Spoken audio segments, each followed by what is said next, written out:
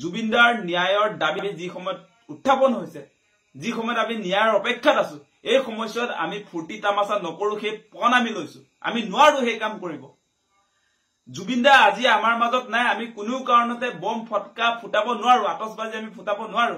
এই মুহূৰ্তত অসমবাসী ৰাইজে জুবিনদাৰ অনুপস্থিতিত কেতিয়াও আচলতে এনজয় কৰিব নোৱাৰে, আতচবাজি ফুটাব নোৱাৰে। অসমত এগৰাকী ব্যক্তিয়ে ওলাইছে যে মুখ্যমন্ত্ৰী হিমন্ত বিশ্ব শৰ্মা, যি আপোনাৰ জুবিনদাৰ মৃত্যু হোৱা আজি 23 দিন উকলি গৈছেহে, 2 মাহ হোৱা নাই। এই এমাহৰ ভিতৰতে আপোনাৰ তেওঁ বম ফটকা আতচবাজি ফুটাবৰ কাৰণে আজি সিদ্ধান্ত গ্ৰহণ কৰিছে। তাতকৈ অসমীয়া জাতিৰ কাৰণে দুৰ্ভাগ্যজনক কথা কিবা থাকিব পাৰে নেকি? সেই উপলব্ধিটো আপোনালোকৰ মনলৈ আনক। এই মানুহজন অসমীয়া জাতি বিৰোধী হয় নে নহয়? এই মানুহজনে আমি গোটেই অসমীয়া জাতিয়ে যিটো সময়ত জুবিনদাৰ ন্যায়ৰ কথা কৈ আছো, ন্যায়ৰ দাবী উত্থাপন কৰি আছো, এই সময়ছোৱাত তেওঁ আমাৰ দাবীৰ প্ৰতি, অসমৰ ৰাইজৰ আচলতে আবেগ অনুভূতিৰ প্ৰতি কোনো ধৰণৰ আচলতে সন্মান প্ৰদৰ্শন নকৰাকৈ তেওঁ অসমীয়া জাতিৰ বিৰুদ্ধে গৈ এতিয়া আপোনাৰ আতচবাজি ক্ৰয় কৰাৰ সিদ্ধান্ত গ্ৰহণ কৰিছে। মানে সঁচা কথাটো ওলাই গৈছে। যোৱাকালিৰ ফেচবুক পোষ্টটো মই কৈছো ইতিমধ্যে যে মুখ্যমন্ত্ৰীয়ে আমি জুবিনদাৰ ন্যায় বিচৰা কথাটোত ভাল পোৱা নাই, সেইকাৰণে তেওঁ এতিয়া পলিটিক্স আৰম্ভ কৰিছে হিন্দু মুছলমানক লৈ।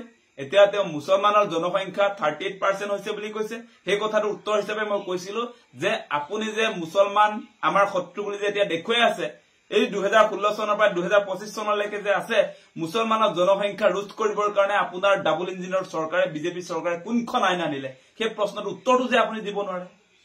ব্লেকমেইল অকল, মানুহক ভয় খুৱাব লাগে, হিন্দু মুছলমানৰ মাজত বিভাজন আনিব লাগে, তাৰ পাছত আপোনাৰ বিজেপিক ভোটটো দিব লাগে। সবে কৈ ফুৰিছে এতিয়া হিমন্ত বিশ্ব শৰ্মা কোম্পানীয়ে যে বিজেপিক ভোট নিদিলে অসমৰ ভৱিষ্যত অসুৰক্ষিত। কোন ফটুৱা তহঁতি? কোন ফটুৱা হয়? তহঁতি কি সুৰক্ষিত কৰিলি আমি দেখিলো নহয়। তহঁতি কি সুৰক্ষিত কৰিলি?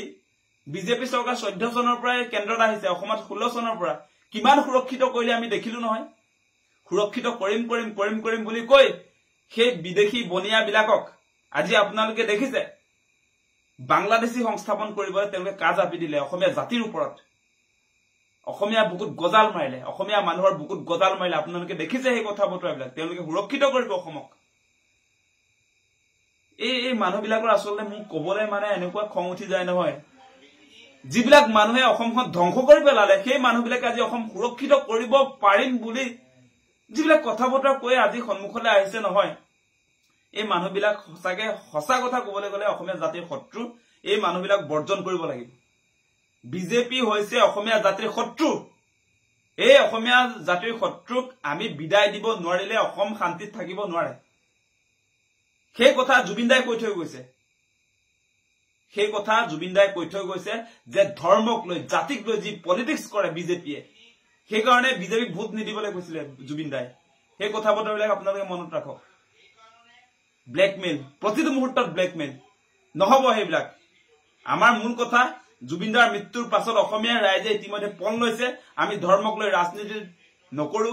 আমি হিন্দু মুছলমান জাত পাত এইবিলাকক লৈ কোনো কাৰণতে আমি ভাগ ভাগ হৈ নাথাকো। সকলো ৰাইজ একত্ৰিত হৈছে আৰু এই মুহূৰ্তত হিমন্ত বিশ্ব শৰ্মাই এই একত্ৰিত হোৱাটো তেওঁ দেখি সহ্য হোৱা নাই।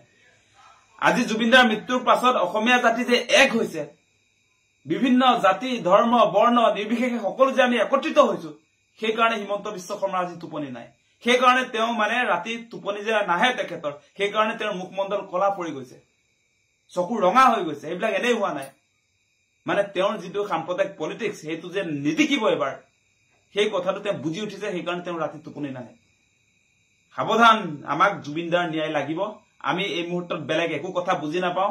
মিঠাতেল ফ্ৰীকে দিয়া কথাও বুজি নাপাওঁ। আমি চাউল দাইল এইবিলাক ফ্ৰীকে দিয়া কথা আমি বুজি নাপাওঁ। আমি এটা কথাই বুজি পাওঁ, এই মুহূৰ্তত জুবিনদাৰ ন্যায় লাগে। আৰু বিভাজনৰ ৰাজনীতি যি ধৰণে বিজেপি আৰু আপুনি হিমন্ত বিশ্ব শৰ্মা ডাঙৰীয়া যি ধৰণে কৰিবলৈ আহিছে, এই বিভাজনৰ ৰাজনীতিত এইবাৰ অসমৰ ৰাইজে ভৰি নিদিয়ে। সেই কথা আজি সকলো ৰাইজে আচলতে পণ হিচাপে লৈছে। নহব এইবাৰ, সেইটো স্পষ্ট।